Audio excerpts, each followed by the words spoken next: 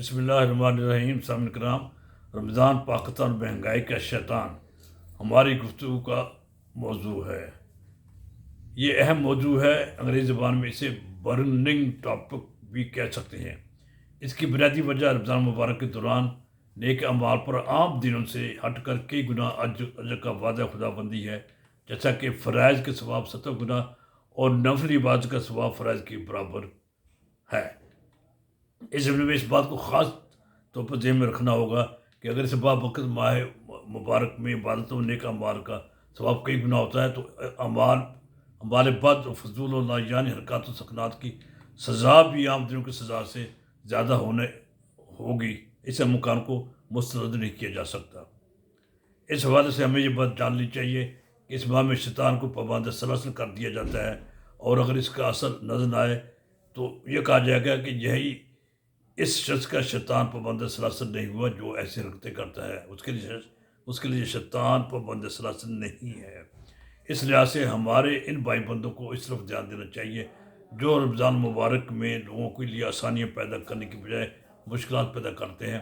تاجر، دکاندار اور کاروباری حضرات روزمرہ کے اشیاء میں خرد و نوش میں مہنگائی کرتے ہیں. روٹی، کپڑا اور مکان انسان کی بنیادی ضروریات میں سے ہے. یہ کسی انسان کا ذاتی معاملہ نہیں بلکہ اجتماعی اور معاشرتی اور معاشی مسئلہ ہوتا ہے جس کی پوچھ کچھ بہرطور ہو کر رہے گی. ہم مسلمان بالخصوص پاکستان کی کاروباری برادری سے تو اہل ملک جو غیر مسلم ہیں احترام رمضان کا ہم سے کہیں زیادہ پاس اور خیال رکھتے ہیں. وہ رمضان کے دنوں میں مسلمانوں کے لیے ان کے روزوں کے ثواب اپنے روزمرہ کی اشیاء کی قیمتوں میں کافی ریلیف اور کافی ڈسکاؤنٹ دیتے، کافی رعایت دیتے ہیں، کافی سستا کر دیتے ہیں. یہ آپ لوگ وہ احباب جو یورپ میں رہتے ہیں وہ بہتر طریقے پہ جانتے ہیں. شیطان کی واقعتاً نظر بندی کا اگر رمضان میں اگر نظارہ کرنا ہو تو یورپ اور دوسرے امریکہ اور دوسرے ملک میں جا کر دیکھے جہاں پر پتہ چلتا ہے کہ واقعی کوئی کچھ فرق پڑا ہے. ہم اپنی روزمرہ کے اشیاء خرد و نوش میں مسلمانوں کو کافی رعایت اور ریلیف فراہم کرنے میں ناکام ہیں. ہمارے یہاں مہنگائی کا جن ایک خوفناک افریز کی شکل میں منہ کھولے نظر آتا ہے، انتہائی گنونی اور شرمناک حرکت ہے. کیا اس سے زنجیر میں جکڑے ہوئے شیطان کو کھل کھیلنے کا موقع نہیں ملتا؟ ظاہر ہے کہ ملتا ہے. یہ ایک ایسا سوال ہے جسے ہم میں سارے کو اپنے اپنے مقام پر خود سے یہ سوال پوچھنا چاہیے، اس کا جواب دینا چاہیے. یہ جان لیا جائے کہ مہنگائی کرنا یا دکانداروں کو ذاتی مفاد اور نفع کی خاطر جان بوجھ کر مہنگے داموں چیزوں کو فروخت کرنا کسی کا ذاتی مسئلہ نہیں. یہ معاملہ اور حقوق اقبال کے زمرے میں شامل ہے. یہ یاد رہے کہ جان بوجھ کر مہنگائی کے مکروہ عمل میں شامل ہو کر روزہ رکھنا ظلم ہے، اپنے پر ظلم ہے، گناہ کا عمل ہے. یعنی گناہ کا روزہ رکھ لیا، اس نے اپنے ساتھ ذات پہ عمل کیا، اپنے جسم پہ بھی، یعنی اس نے بھوکا پیاسا رکھا. ایسا گناہ کا عمل ہے.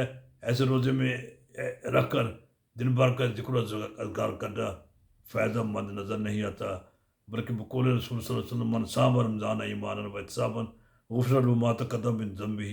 یعنی اگر کسی نے ایمان و احتساب کے ساتھ روزہ رکھا تو اس کے اگلے پچھلے گناہ معاف ہو جاتے ہیں. لیکن اس شکل میں جب روزہ دار نے ایسے اعمال و نیک اعمال نہیں سر انجام دی جو اسلام میں روزے میں مطلوب ہیں، تو اس میں تو پھر اس کا جواب کیا دیا جا سکتا، کیا کہا جا سکتا ہے؟ ایمان و احتساب پر پورا اتنا ہوتا کہا جا سکتا ہے؟ ایسا نہیں ہے، ہم یہ نہیں کہہ سکتے. جھوٹ، چولی، غیبت، گالی دینا، بےہودہ بات کرنا، کسی کو تکلیف دینا، یہ بھی ناجائز و حرام ہے. روزے کی حالت میں یہ ان کا شدت اور زیادہ آ جاتی ہے. اس سے بچنا چاہیے. ایسا بھی حضرت رضی اللہ عنہ کی بخاری اور ترمذی پاک میں حدیث ہے کہ اللہ تعالیٰ کا رسول فرماتا ہے من لم یدع قول الزور والعمل به فلیس اللہ حاجۃ فی ان یدع طعامہ و شرابہ. کہ ایسے روزدار ہوتے ہیں جنہیں بھوک و پیاس کے سوا کچھ حاصل نہیں ہوتا. ہمیں اللہ تعالیٰ ایسے روزہ رکھنے سے روزہ رکھنے کی توفیق عطا فرمائے کہ جس میں صرف بھوک و پیاس نہ ہو بلکہ حقیقی معنی میں روزہ ہو، اور ہمیں اپنے بھائی بندوں کی خدمت کا موقع دے، ہمیں